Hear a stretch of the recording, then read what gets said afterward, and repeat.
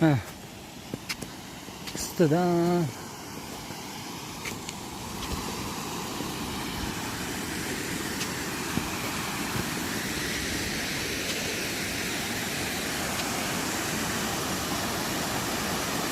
Görünmüyor mu?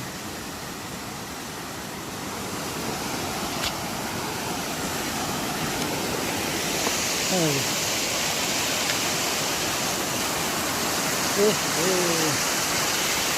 Suya çıkıyor lan.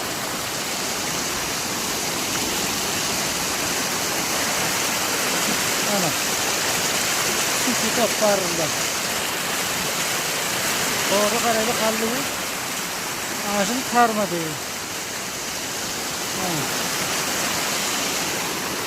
Ha kadar alçana. Ana şurada yeri su gör burada özümüzün.